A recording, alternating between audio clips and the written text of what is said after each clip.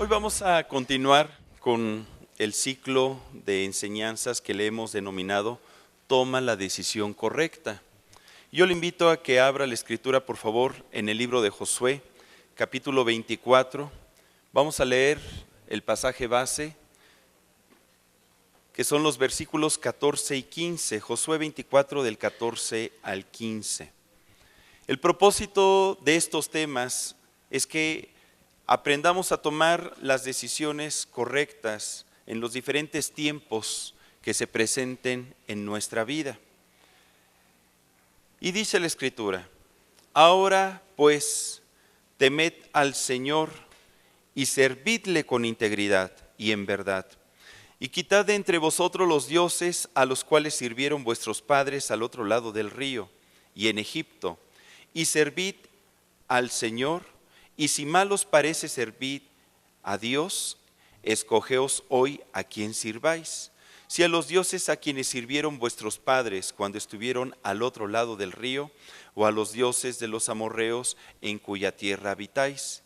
Pero yo y mi casa serviremos al Señor. Vamos a orar. Te damos gracias, Padre, porque tu presencia está aquí con nosotros. Nos regocijamos cada vez que escudriñamos este precioso libro, porque a través de sus palabras nos hablas, renuevas nuestro entendimiento, fortaleces nuestro ánimo para que nuestra fe todo momento esté desarrollada en ti. Gracias, porque tú nos das victoria en todo tiempo, y el día de hoy, Señor, en tiempos de prueba, tú te manifestarás también a nuestra vida, en el nombre de Cristo Jesús. Amén. Amén. Josué fue elegido por Dios para dirigir al pueblo, y bajo su liderazgo conquistaron la tierra prometida. Usted lo ha leído, ¿verdad? Ahora él, ya estando anciano y lleno de días, estaba despidiéndose del pueblo de Israel y motivándolo a mantenerse firme en su amor, en su fe y en su obediencia a Dios, pero también en su servicio. Y esta firmeza consistía en desarrollar al menos tres cosas. En primer lugar, temor a Dios. En segundo lugar, un corazón recto e íntegro para con el Dios de los cielos. En tercer lugar, quitar de en medio de sus vidas cualquier dios que pudiera rivalizar con el Dios verdadero. Dioses que adoraban los egipcios o los amorreos.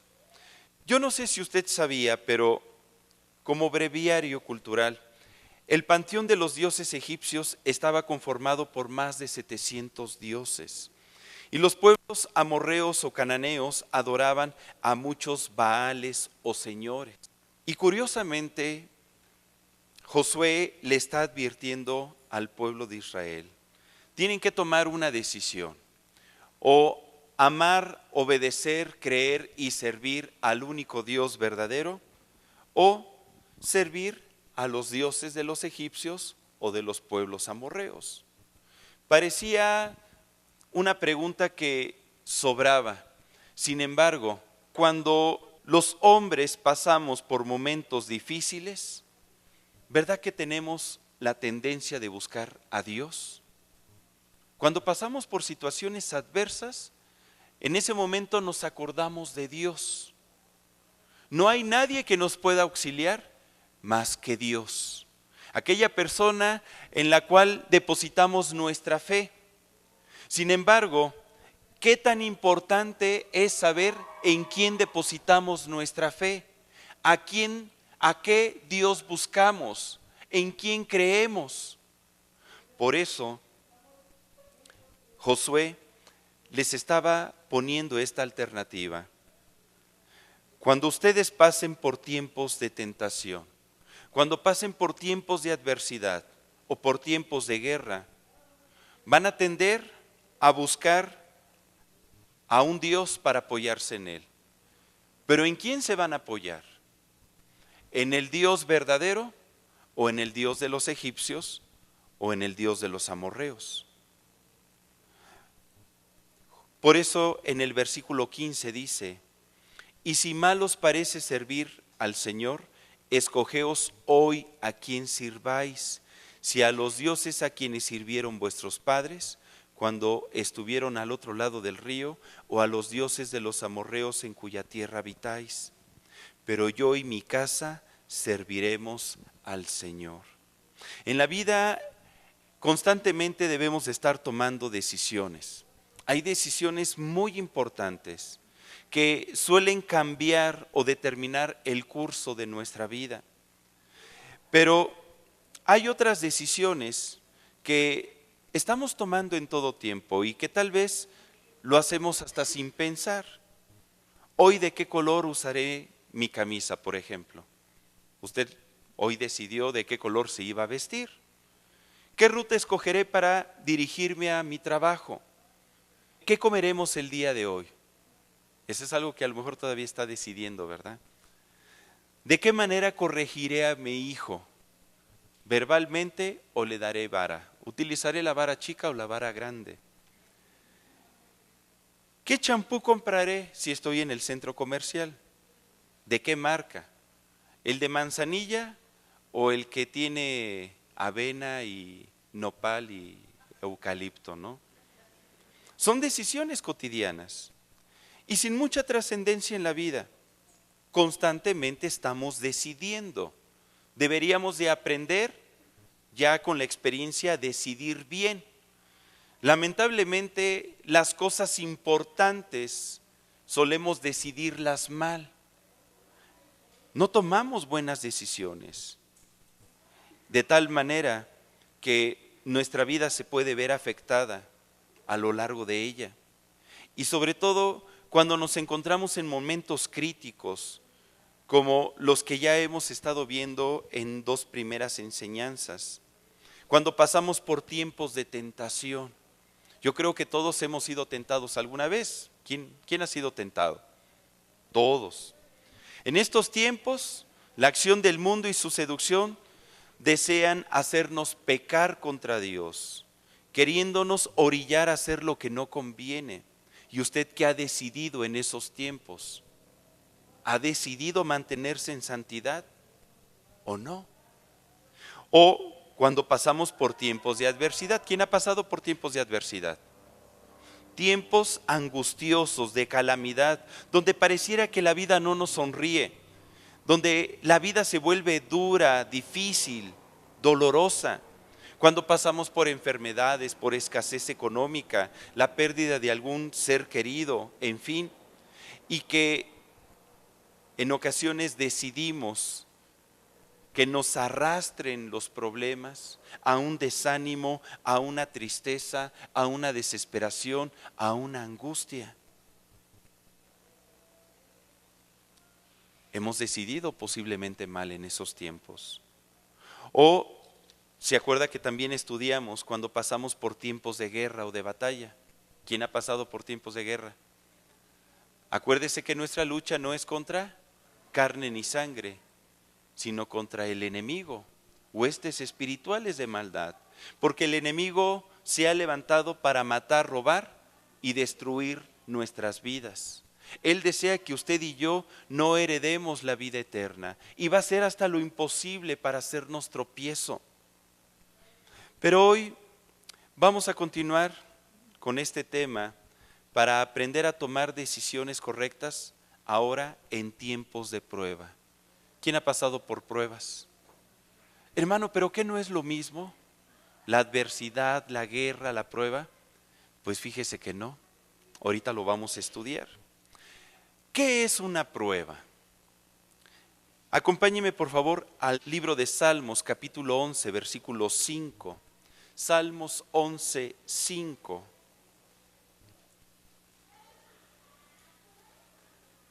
A través de estos estudios, Dios desea que aprendamos a discernir el origen, la fuente de las circunstancias que acontecen alrededor de nuestra vida. Y dice Salmos 11, 5, leamos todos juntos. El Señor prueba al justo, pero al malo y al que ama la violencia, su alma los aborrece. Cuando hablamos de prueba, Nos referimos a un examen, a una razón o argumento que demuestra la verdad o la falsedad de alguna cosa. Argumento o razón que demuestra la verdad o la falsedad de algo. Por ejemplo, a través de las pruebas académicas se demuestra el avance de los estudiantes, si verdaderamente están aprendiendo o no. Pero también una prueba permite comprobar el buen funcionamiento o adecuación de una cosa a un fin determinado.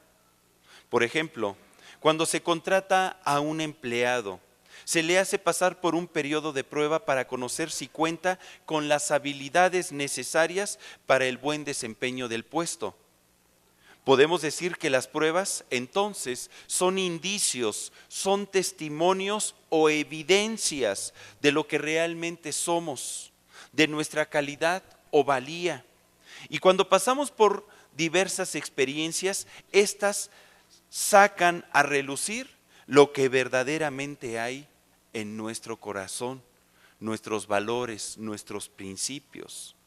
La palabra prueba en hebreo es bakhan, que significa ablentar, distinguir, escudriñar, examinar, poner a prueba. Oiga, hermano Jorge, ¿pero qué es ablentar? ¿Quién había escuchado esa palabra? Ablentar. Ablentar es separar la paja del grano usando el bieldo, al echar al viento los granos para que vuele la paja. De tal manera que podemos conocer a través de su etimología el propósito que encierra una prueba: separar la paja de nuestra vida. Y esto, querido hermano, no es malo, sino que es un proceder benéfico de Dios sobre nosotros, donde nos limpia y nos ayuda a desarrollar lo mejor.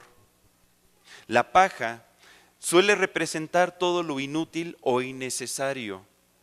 Así que para separarlo de nuestra vida, Dios nos echa al viento con su bieldo. ¿Se imagina? De tal forma que la acción del viento, y el viento es figura del poder del Espíritu Santo en nuestra vida, con el propósito de que sea separado la paja del grano, todo lo que no sirve sea desechado. Para eso son las pruebas, hermano. Es el obrar de Dios cuyo único fin es hacernos bien. Por ejemplo, el pueblo de Israel, ¿se acuerda que pasó durante 40 años en un desierto? 40 años. Acompáñeme por favor a Deuteronomio 8. Vamos a leer del versículo 2 al 5. Deuteronomio 8 del 2 al 5. Aprendamos de este ejemplo. Dice la Escritura: y te acordarás de todo el camino por donde te ha traído el Señor tu Dios. Fíjese, ¿quién los hizo pasar por todo ese camino? Dios. Estos 40 años en el desierto, ¿con qué propósito?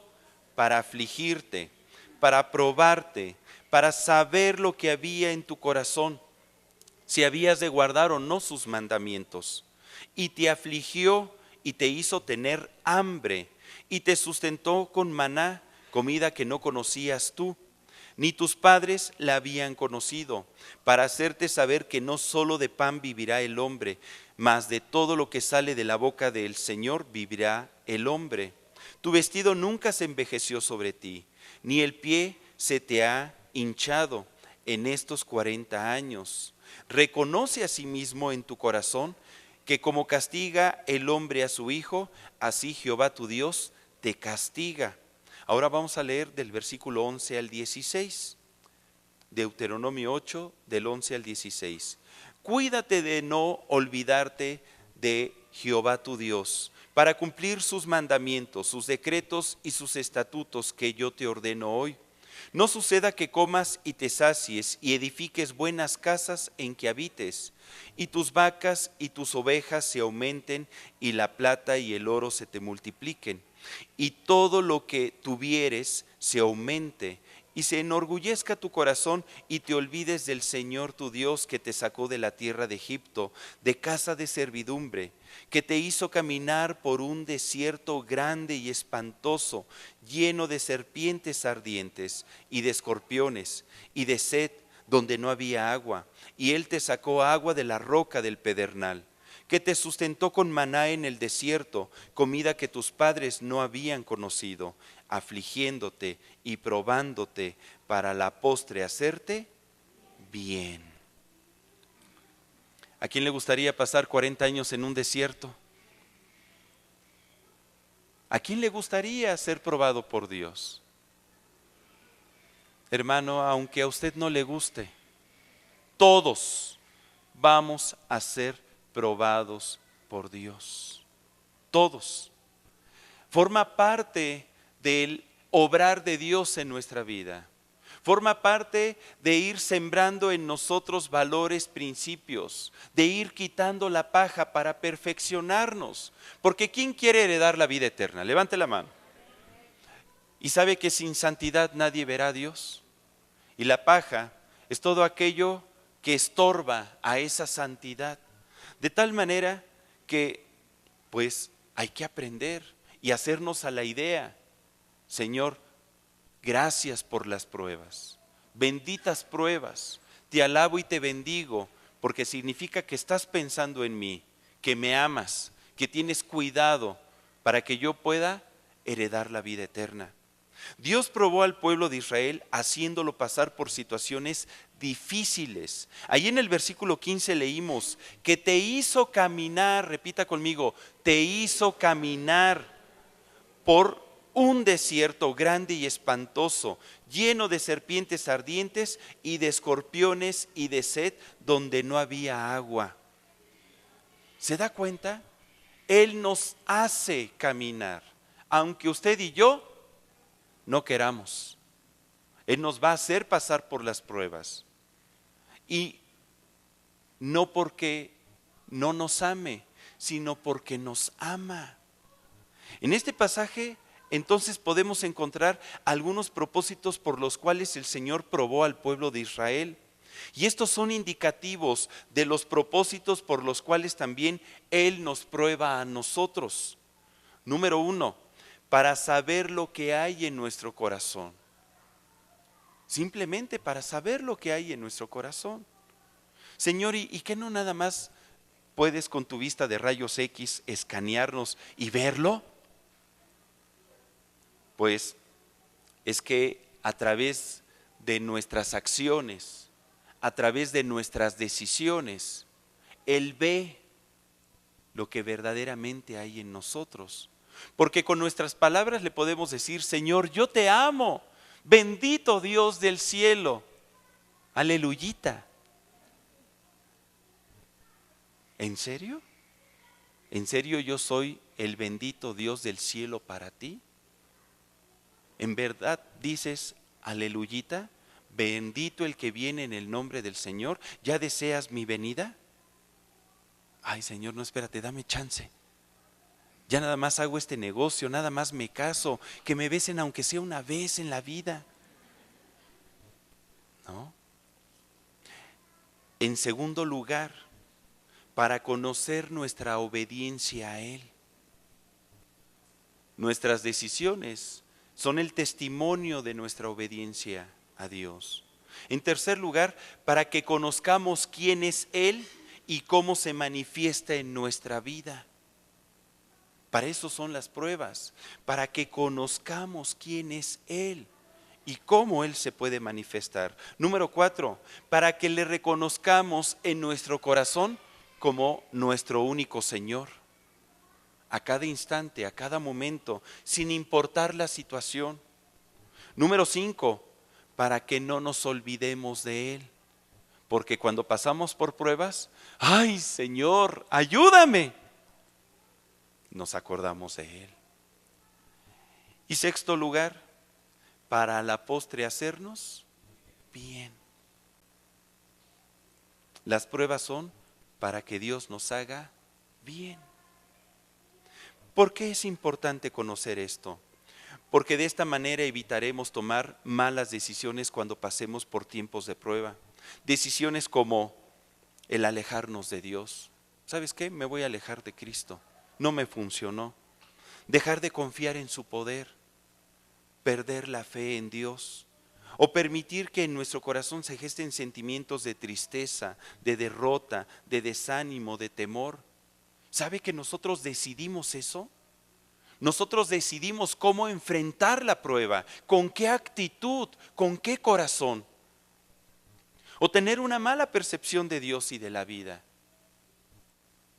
O tirar a la basura más bien las enseñanzas de nuestro Dios. Esas son malas decisiones. Cuando estamos pasando por pruebas es cuando verdaderamente se manifiesta si todas las enseñanzas que Dios nos ha dado las aplicamos o no. En este momento estamos en la teoría, allá afuera en la vida es la práctica. Y ahí es donde se manifiesta si verdaderamente estamos aprendiendo. Si se da cuenta, las pruebas dejan una experiencia que se traduce en un conocimiento más profundo de Dios. Y estas, a su vez, cuando son superadas, pueden guiarnos a un crecimiento y a una madurez espiritual. Ese es el propósito de las pruebas. Recuerde que las pruebas no son para destruirnos, sino para hacernos bien. Solo que para ver el bien que produce una prueba, debemos de llegar al final de ella y superarla. Ahí es cuando nos damos cuenta el bien que produjeron. Implícitamente podemos ver también que hemos visto el origen o la fuente de los tiempos de prueba. Y es Dios, Dios mismo. Dice Jeremías 17 del 9 al 10, engañoso es el corazón más que todas las cosas y perverso. ¿Quién lo conocerá? Yo, Jehová, que escudriño la mente, que pruebo el corazón para dar a cada uno según su camino, según el fruto de sus obras. El origen de toda prueba es Dios, así como el origen de toda tentación es el diablo. Son dos propósitos diferentes, dos orígenes diferentes. Y si no estamos cercanos al Señor, pudiéramos no discernir la fuente de la situación o el propósito de lo que estamos viviendo. Y a lo mejor Dios nos está probando y nosotros estamos orando y levantando oración de batalla y haciéndole la guerra. ¿Sabe qué va a pasar? Esa oración nunca va a ser contestada. Pero cuando estamos pasando por tiempos de guerra o tiempos de tentación, esa es la acción del enemigo. Y entonces sí, hermano, ore y interceda y levántese en oración. Y Dios le va a apoyar y le va a respaldar. ¿Ok? El pueblo de Israel, por ejemplo, se había caracterizado por ser un pueblo que en distintos periodos de su existencia se había alejado de Dios, contaminándose con otros dioses y costumbres, cayendo en desobediencia y en vanidades. Por eso el Señor mandó a sus profetas para animarles y advertirles que se volvieran al Señor. En Amós 9:9 dice, el Señor les dijo, porque he aquí yo mandaré y haré que la casa de Israel sea zarandeada entre todas las naciones, como se zarandea el grano en una criba, y no cae un granito en la tierra. En este ejemplo podemos nosotros comprender que muchas de las pruebas que le mandaba Dios a Israel era para que se volviese al Dios verdadero. Tenían que ser zarandeados para que sea quitada la paja del grano. El Señor a través de las pruebas nos zarandea. Y sabe que cuando Dios nos zarandea, nos prueba, aún puede utilizar al enemigo como bieldo para separar la paja de nuestra vida o como criba. Y ahí es donde en ocasiones tal vez pudiera costarnos más trabajo discernir la fuente o el propósito de lo que estamos viviendo. Por ejemplo, déjame darte un ejemplo. Cuando el apóstol Pedro estaba con Jesús, pronto a ser aprendido el Señor. Y en Lucas 22, 31 al 32, Jesucristo le dice: Simón, Simón, he aquí Satanás os ha pedido para zarandearos como a trigo. Pero yo he rogado por ti que tu fe no falte. Y tú, una vez vuelto, confirma a tus hermanos. Vas a pasar por una prueba, Pedro. Una prueba de fe. Esta prueba de Pedro era una prueba de fe. Dios te quiere probar para hacerte crecer, para que tú estés firme, para que una vez que superes la prueba, regreses y confirmes a tus hermanos. Les enseñes a estar firmes en la fe también. El bieldo que va a utilizar el Señor va a ser el enemigo. Ojo, pon atención para que no te equivoques en tus decisiones. ¿Sabe que Dios nos prueba en diferentes áreas de nuestra vida? En diferentes áreas. En la fe, en la obediencia, en el amor, en la santidad, en la honestidad, en la humildad, en la veracidad, en el dominio propio, con el fin de desarrollar carácter, su carácter en cada una de estas áreas. Haga cuenta entonces cuántas pruebas nos va a mandar Dios para ir desarrollando cada una de estas virtudes, para que se estén perfeccionando en nosotros. ¿Quién ama las pruebas? Hermano, empiece a amarlas. De veras, hay que amarlas, porque es el trato de Dios para con nosotros. Así que las pruebas vienen de Él. Entonces, son buenas. Repita conmigo, las pruebas son buenas, porque todo lo que hace Dios es bueno, es bueno. De Él no procede nada malo. Tal vez no las entendamos, seguramente se nos harán difíciles, en ocasiones hasta terribles. Sin embargo, son para nuestro bien. Son para nuestro bien. Gocémonos, hermano. Así que debemos de tener y desarrollar una actitud correcta ante las pruebas, porque la actitud correcta determinará decisivamente que las aprobemos o no. Porque, ¿qué cree? Si las reprobamos, pues vamos a tener que volver a presentar el examen. Nos conviene aprobar a la primera. Veamos qué actitud está esperando Dios que decidamos manifestar en estos tiempos. En Hebreos 10, del 38 al 39, Él nos invita a no retroceder. Repita conmigo, no retroceder. Dice Hebreos 10, 38 y 39, mas el justo vivirá por la fe, y si retrocediere, no agradará a mi alma. Pero nosotros, vamos a leer este pasaje juntos, pero nosotros no somos de los que retroceden para perdición, sino de los que tienen fe para preservación del alma. Nos vamos a mantener firmes en medio de la prueba. No voy a retroceder. Hermano, es que desde el momento en que me acerqué a Dios, la vida me pintó más difícil. No retroceda, hermano. Es que cuando iba con la divina, cuando iba con el que me leía las cartas, me iba mejor. Hermano, no retroceda. Manténgase firme. Dios está tratando con su corazón para quitar la paja. Todo eso que usted pescó con los adivinos, lo tiene que quitar el Señor. ¿Sí? En segundo lugar, no se aparte de Dios.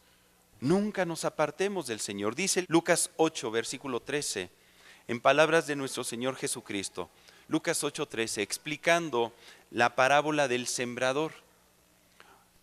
Comenta, los de sobre la piedra, la semilla que cayó sobre la piedra, son los que habiendo oído, reciben la palabra, ¿cómo? Con gozo. Pero estos, pues no tienen raíz, creen por algún tiempo, y en el tiempo de la prueba, se apartan. Hay un tiempo de la prueba. Así es la vida, está diseñada. Hay que estar preparados para esos tiempos y decidir no apartarnos. En tercer lugar, no se sorprenda por las pruebas. ¿Y esto por qué me pasa a mí? Si soy el hijo precioso, chulo del alma del Señor. Primera de Pedro 4:12.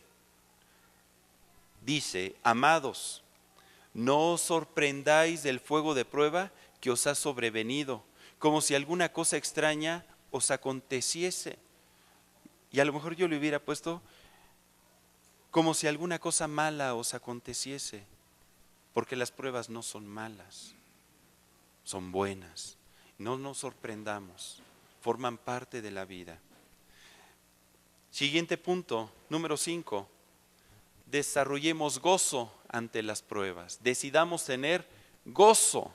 Santiago 1, versículos 2 y 3. Comenta Santiago 1, 2 y 3. Hermanos míos, tened por sumo gozo cuando os halléis, ¿en dónde? En diversas pruebas, sabiendo que la prueba de vuestra fe produce paciencia. ¿Qué significa? La prueba va produciendo en nosotros un buen efecto, crecimiento, madurez, fortaleza, firmeza, carácter. Entonces, hermano, hay que gozarnos. O sea que debo de tener una sonrisa colgate, aun cuando vea que se está desmoronando mi vida. O sea, no sé si la sonrisa colgate, puede ser Cres, pero sí paz, sí un gozo interno, sí una certeza de que nos encontramos en las manos de Dios. Y ese es el mejor lugar, hermano. Ese es el mejor lugar. Jesús mismo dijo, en el mundo tendréis aflicción, pero confiad, yo he vencido al mundo. ¿Qué le parece si aprendemos de las decisiones que tomó un varón de Dios a la hora en que el Señor decidió probar su corazón? ¿Me acompaña? Vamos a ver el ejemplo de Abraham. Abra la escritura en Génesis 22 del 1 al 3, por favor. Génesis 22 del 1 al 3. Cuando el Señor le pide que ofrezca a su hijo Isaac en holocausto, una prueba terrible. Yo creo que a usted ni a mí Dios nos ha pedido algo semejante. Esta es una gran prueba, hermano. Vamos a leer todos juntos. Génesis 22 del 1 al 3 dice, aconteció después de estas cosas que probó Dios a Abraham y le dijo, Abraham, y él respondió, heme aquí, y dijo, toma ahora tu hijo, tu único, Isaac, a quien amas, y vete a tierra de Moriah, y ofrécelo allí en holocausto sobre uno de los montes que yo te diré. Y Abraham se levantó muy de mañana y enalbardó su asno y tomó consigo 2 siervos suyos y a Isaac su hijo y cortó leña para el holocausto y se levantó y fue al lugar que Dios le dijo. Y en Génesis 22 del 9 al 12 podemos seguir leyendo. Y cuando llegaron al lugar que Dios le había dicho, edificó allí Abraham un altar y compuso la leña y ató a Isaac su hijo y lo puso en el altar sobre la leña. Y extendió a Abraham su mano y tomó el cuchillo para degollar a su hijo. Entonces el ángel del Señor le dio voces desde el cielo y dijo, Abraham, Abraham. Y él respondió, heme aquí. y dijo: no extiendas tu mano sobre el muchacho, ni le hagas nada, porque ya conozco que temes a Dios, por cuanto no me rehusaste tu hijo, tu único. Hasta le dan ganas de hacer, ¿no? Abraham anteriormente se llamaba Abram, padre exaltado. Abraham significa padre de multitudes. Y fue llamado por Dios para salir de su tierra, de Ur de los Caldeos, salir de su parentela a una tierra que el Señor le iría mostrando durante el camino. Él obedeció a la voz del Señor y en fe salió, como expresa el libro de Hebreos en el capítulo 11, versículo 8, sin saber a dónde iba. Nada más le dijo: sal. Y él con fe y en obediencia salió. En su andar con Dios recibió también por fe la promesa de un hijo, a pesar de la edad y de la esterilidad de su esposa. En Hebreos 11:12 expresa que Abraham ya casi se encontraba muerto por su edad, y a pesar de todos estos factores contrarios, recibieron la manifestación del poder y del amor de Dios a través de el cumplimiento de la promesa, su hijo Isaac, quien a su vez daría a luz a Jacob, padre de todo el pueblo de Israel. Ahora, quiero imaginarme que cuando Abraham tuvo entre sus brazos a Isaac, el hijo de la promesa, su corazón se regocijó y alabó al Padre Celestial con todo su corazón. ¿Se imagina? Él ya viejito, de 100 años de edad, abrazando a su bebé y apapachándolo. ¡Qué hermoso! Una inmensa gratitud había en su corazón, porque Dios cumplió su más grande anhelo, aquello por lo que había estado orando posiblemente desde hace más de 20 y tantos años, porque a los 75 años salió de Ur de los Caldeos. Un gran gozo había en su corazón. Isaac era su delicia, él era su heredero, el portador y transmisor de todas las promesas de Dios.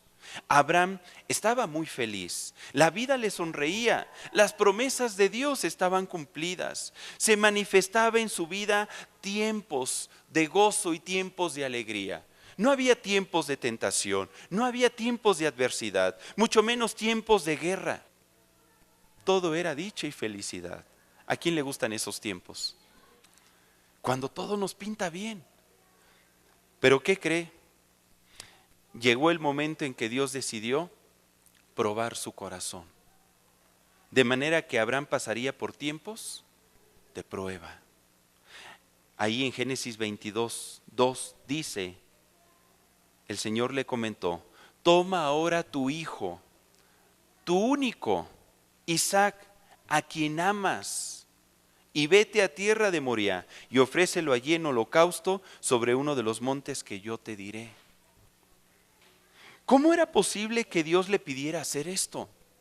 ¿Acaso se estaba burlando de Abraham? ¿Por qué Dios le daría una bendición y después se la quitaría? ¿Lo puede hacer? Pues Él es Dios.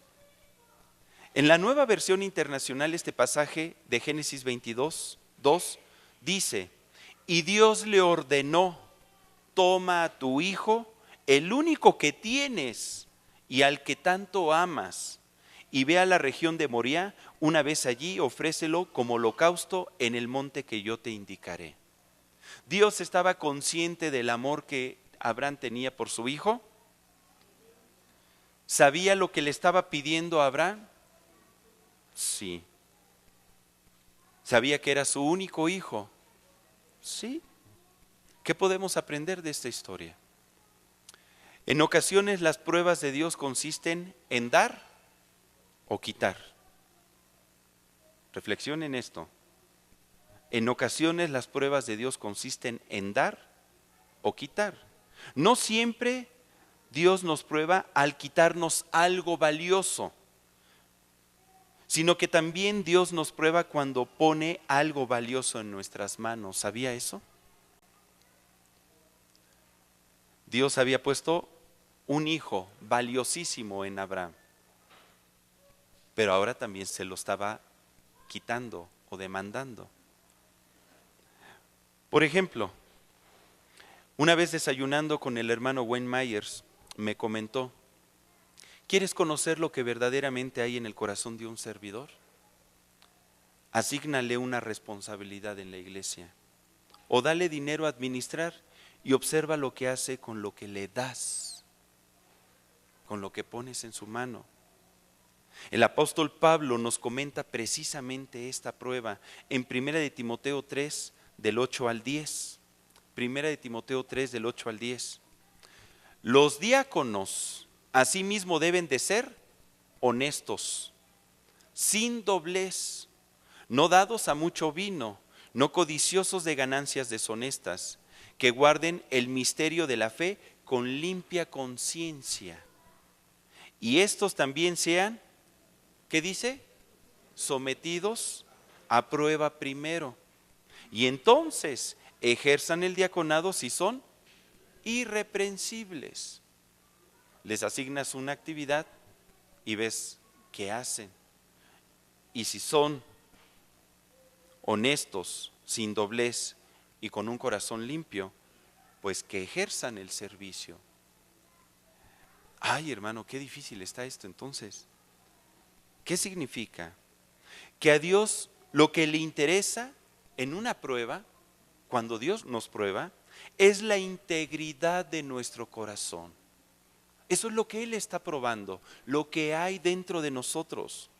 Los talentos, los dones, las capacidades o habilidades que podamos tener, el tiempo que llevemos sirviendo, las relaciones o las inversiones económicas que hayamos realizado, nada sustituye el presentarnos ante Dios y ante los hombres con un corazón honesto, sin doblez y limpio.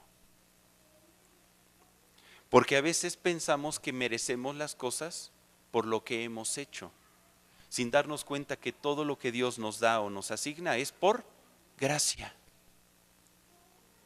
De tal forma que lo mejor que podemos decidir ante la prueba es dar lo mejor de nuestro corazón. Esa es la decisión que debemos de tomar, dar lo mejor de nuestro corazón. Y si en este hay sentimientos no adecuados, permitir que Dios lo limpie, lo renueve y los transforme a través de la prueba. Acuérdese, las pruebas de Dios no las superaremos con nuestros talentos, o con ingenio, o con habilidades, ni siquiera con los dones que vienen del Espíritu Santo, sino que las pruebas de Dios las aprobaremos con un corazón íntegro. Esa es la forma de aprobar una prueba. Número 2, cuando Dios prueba, normalmente da órdenes o indicaciones. Es la manera en que Él nos prueba, dándonos órdenes o indicaciones. Y lo segundo mejor que podemos decidir ante las pruebas es obedecer a Dios, aunque no comprendamos o pareciera que va contra la razón lo que nos pide hacer.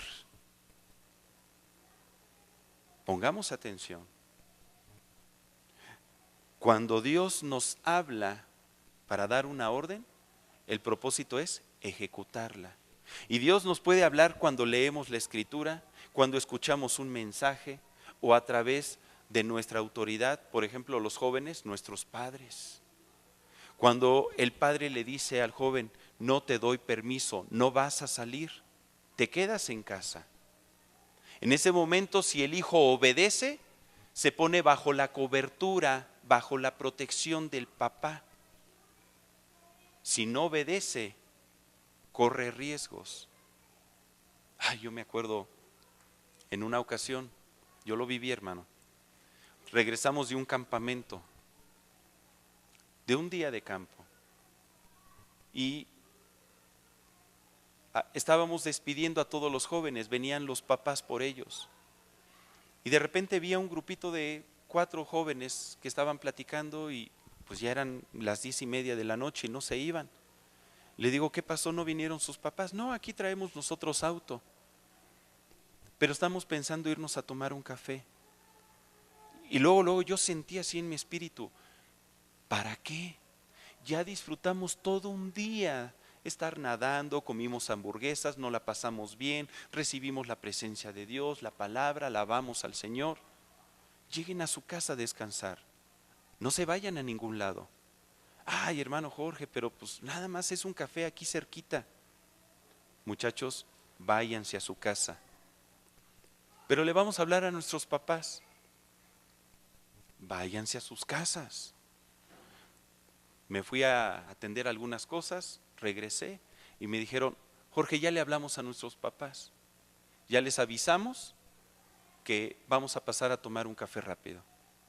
Ay, váyanse a su casa, muchachos. Pero bueno, si ya hablaron con sus papás, se hacen responsables. Me fui a la casa y como a las 12 de la noche me hablan por teléfono que tuvieron un accidente automovilístico. En ese accidente 2 de ellos perdieron la vida. Fue la última vez que los vi. Me dolió con todo mi corazón. ¿Se pudo haber evitado? Sí. ¿Cómo? Si hubieran obedecido. Hermano, cuando obedecemos estamos bajo autoridad. Hay una cobertura, hay una protección de Dios sobre nosotros. No en balde Dios nos habla a través de las Escrituras o a través de las enseñanzas que vamos recibiendo, con el propósito de que obedezcamos. Y es mejor decidir obedecer en tiempos de prueba, aun cuando pareciera que va contra la razón o que no nos conviene o no comprendamos el por qué Dios nos pide eso. Si leemos nuevamente en Génesis 22:3, podemos ver la actitud de Abraham una vez que Dios le dio la orden. Dice, y Abraham se levantó muy de mañana y enalbardó su asno y tomó consigo 2 siervos suyos y a Isaac su hijo y cortó leña para el holocausto y se levantó y fue al lugar que Dios le dijo. Yo no sé si usted nota, pero Abraham inmediatamente obedeció. Al otro día, tempranito, fue lo primero que hizo, obedecer a Dios. No pasó una semana de duelo con su hijo. Ay, mi hijo, me voy a despedir de él, aunque sea una semana lo voy a disfrutar. Dios, tú me hablaste hoy, inmediatamente mañana lo aplico, lo voy a vivir, lo que tú me estás pidiendo. Yo creo que él cumplió el dicho que dice, al mal tiempo, darle prisa. Al mal tiempo, darle prisa. Pero con el Señor no son malos tiempos los tiempos de prueba. Pero debemos de darnos prisa en obedecer. En Génesis 22, del 9 al 12, podemos seguir leyendo. Génesis 22, del 9 al 12. Y cuando llegaron al lugar que Dios le había dicho, edificó. Repita conmigo, edificó allí Abraham un altar y compuso, repita conmigo, compuso la leña y ató, repita, ató a Isaac su hijo y lo puso, repita, lo puso en el altar sobre la leña. Y extendió Abraham su mano y tomó el cuchillo para degollar a su hijo. Edificó, compuso, ató, lo puso y extendió. ¿Qué estaba haciendo? Actuando en obediencia, sin miramientos, sin titubear, rápidamente. En todo este proceso de obediencia, ¿puede notar que Abraham no manifestó ni un ápice de duda? Ni un ápice de duda. Abraham actuó con determinación. Cuando hablamos de determinación, estamos hablando decididamente y con valentía. ¿Cómo fue posible esto? Tal vez algunos de nosotros diríamos que no amaba a su hijo. Yo en su lugar me pondría a llorar de tristeza. Otros a lo mejor le reclamaríamos a Dios o nos negaríamos a hacerlo. Pero Abraham no. ¿Cómo lo logró? ¿Cómo logró obedecer a Dios con tal determinación? Porque en tercer lugar, lo mejor que podemos decidir ante las pruebas es tener fe en Dios al recordar todo lo que Él nos ha dicho. Esto es, fe en su palabra. ¿Por qué, hermano? A ver, explíquemelo. En el caso de Abraham, leemos lo que Dios le había dicho mucho tiempo antes de pedirle que ofreciera a su hijo en holocausto. Cuando Dios le estaba dando promesas. Vamos a leer qué palabras el Señor le mencionó a Abraham muchos años antes. Por ejemplo, en Génesis 17, del 5 al 8. Cuando nosotros traemos a nuestra mente las promesas de Dios y las recordamos en tiempos de prueba, esa es una buena decisión, porque nos va a ayudar a tener una perspectiva correcta de lo que estamos viviendo y a comprender posiblemente lo que Dios desea hacer, o si no lo comprendemos, a obedecer y aplicarnos en medio de la prueba. Dice en Génesis 17 del 5 a 8, y no se llamará más tu nombre Abraham, sino que será tu nombre Abraham, porque te he puesto por padre de muchedumbres de gentes, y te multiplicaré en gran manera, y haré naciones de ti, y reyes saldrán de ti, y estableceré mi pacto entre mí y ti, y tu descendencia después de ti en sus generaciones, por pacto perpetuo para ser tu Dios y el Dios de tu descendencia después de ti, y te daré a ti y a tu descendencia después de ti la tierra en que moras, toda la tierra de Canaán, en heredad perpetua, y seré el Dios de ellos.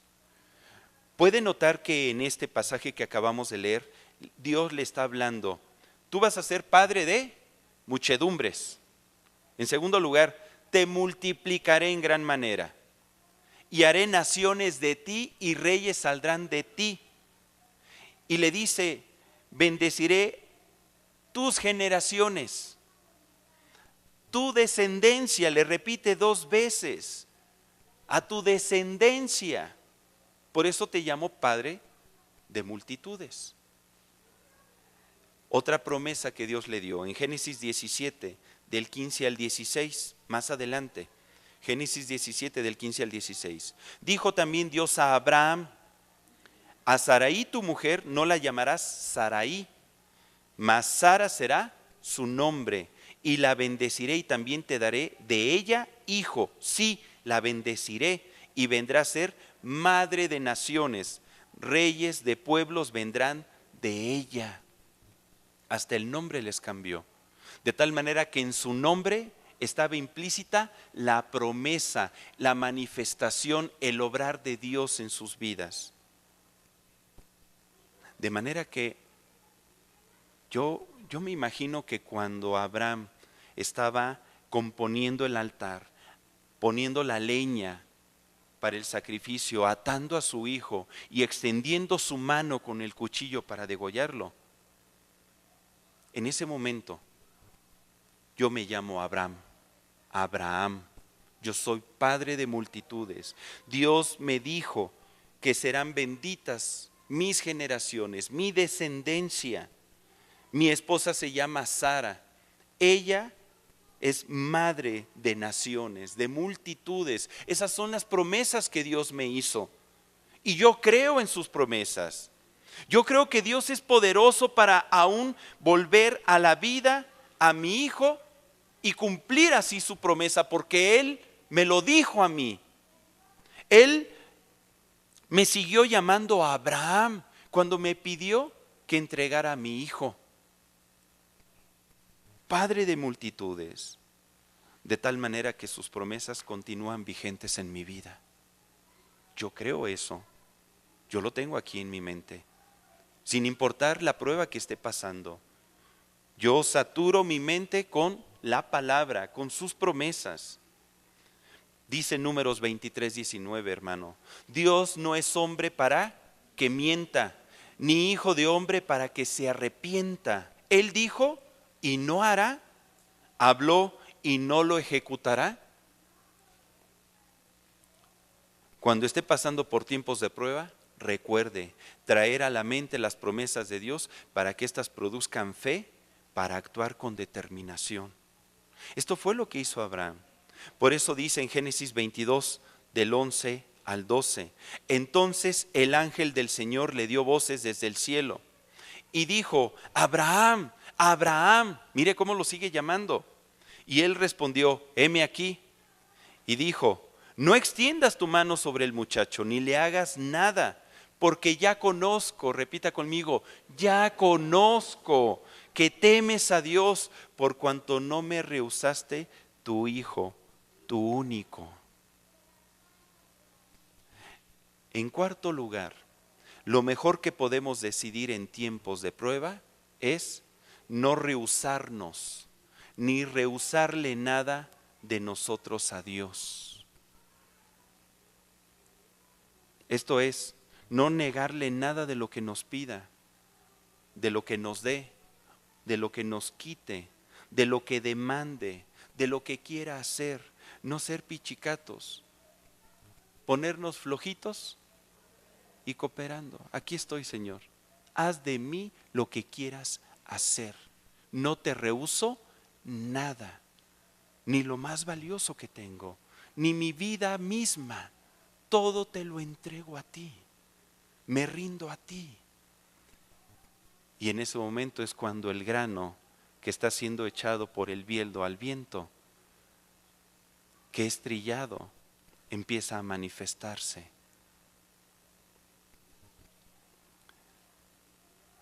De esta manera, y solo de esta manera, Dios conocerá que le amamos, que le tememos con todo nuestro corazón, para a la postre hacernos bien. Para la postre hacernos bien. ¿Cuál fue el resultado de estas 4 decisiones que tomó Abraham en su tiempo de prueba? Si seguimos leyendo en Génesis 22 del 15 al 18, mire, y llamó el ángel del Señor a Abraham por segunda vez desde el cielo y dijo, por mí mismo he jurado, dice Jehová, que por cuanto has hecho esto y no me has rehusado tu hijo, tu único hijo, de cierto te bendeciré y te multiplicaré tu descendencia como las estrellas de los cielos. Mira, se disparó el Señor ahora, como las estrellas de los cielos y como la arena que está a la orilla del mar, y tu descendencia poseerá las puertas de sus enemigos. En tu simiente serán benditas todas las naciones de la tierra, por cuanto obedeciste a mi voz. ¿Se acuerda que cuando leímos en Génesis 17 las 2 primeras promesas, a quién abarcaba el Señor en esas promesas? A la descendencia de Abraham, a sus generaciones. Pero ahora, por la prueba superada, no solamente la bendición de Dios iba a venir sobre su descendencia, sino ahora sobre toda la humanidad. ¿Lo percibe? Hasta la piel se me hace chinita, hermano. Sobre toda la humanidad. En tu simiente serán benditas todas las naciones de la tierra. Multiplicó infinitamente sus promesas el Señor. Y para colmo le dijo, tu descendencia poseerá las puertas de sus enemigos. ¿Sabe a qué se refiere? Las puertas del Hades no prevalecerán contra la iglesia, contra sus hijos, con aquellos que somos hijos de Abraham, el padre de la fe, con aquellos que deseamos obedecer a su voz también. Dios confirmó sus promesas y aún las amplió. Eso es la consecuencia de las pruebas cuando son superadas. De tal manera que consideremos las pruebas como una gran oportunidad para crecer y para heredar más bendición. Última cita, 1 de Pedro 5:10.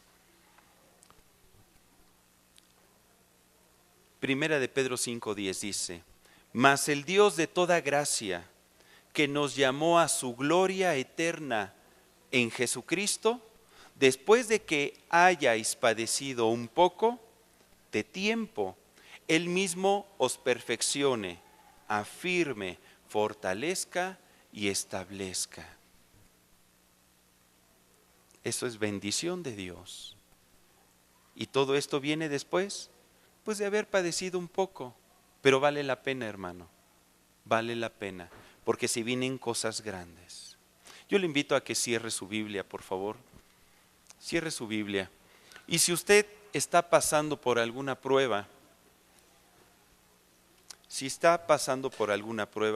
yo le invito a que se ponga de pie. Se ponga de pie. Vamos a orar. Vamos a orar para que Dios le dé sabiduría y tome buenas decisiones. Y que el Señor también le fortalezca para que pueda resistir y superar la prueba. Porque al final el Señor le va a bendecir abundantemente.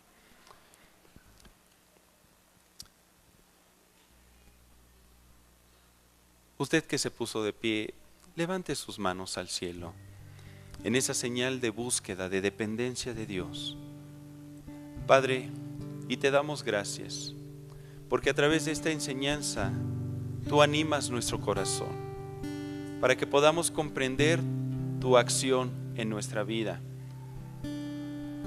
para que podamos recibir las pruebas que tú deseas manifestar en nosotros.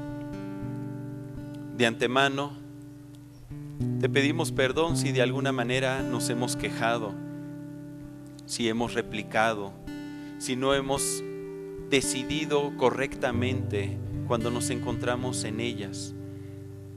A partir del día de hoy, disponemos nuestro corazón para actuar diferente. Te lo entregamos a ti, Señor, para que tú obres conforme a tu voluntad, para que tú hagas en medio de nosotros lo que tú deseas hacer. Ya no vamos a pelear contigo, no te vamos a cuestionar, no vamos a menguar en nuestra fe ni vamos a retroceder, no vamos a alejarnos de ti, sino que vamos a perseverar con gozo, con alegría, sabiendo que tu mano está sobre nosotros y que tú estás obrando tu perfecta voluntad. Gracias porque nos enseñas a discernir la fuente de las situaciones que estamos viviendo, porque por sus frutos conoceremos, Señor, la verdad, y la verdad trae libertad a nuestras vidas y fortaleza. Y el día de hoy tu palabra, que es verdad, nos invita a que podamos poner nuestros ojos en ti. Decidimos obedecer, decidimos tener fe en ti, decidimos, Señor, permitir que tú obres sin escatimar nada, sin ocultarte nada. Te entregamos todo, Señor, no nos rehusamos a tu obrar. Ven, Espíritu Santo, sobre nuestra vida y límpianos. Ve quitando esa paja que hay en medio de nosotros. Utiliza, Señor, tus instrumentos, aquello que tú tienes para limpiarnos, para santificarnos, y ayúdanos a estar firmes en ti. Te damos gracias, Padre, porque tú derramas sabiduría en nuestras vidas para que podamos tomar buenas decisiones. Enséñanos, Señor, a discernir estos tiempos. Permite que haya fortaleza.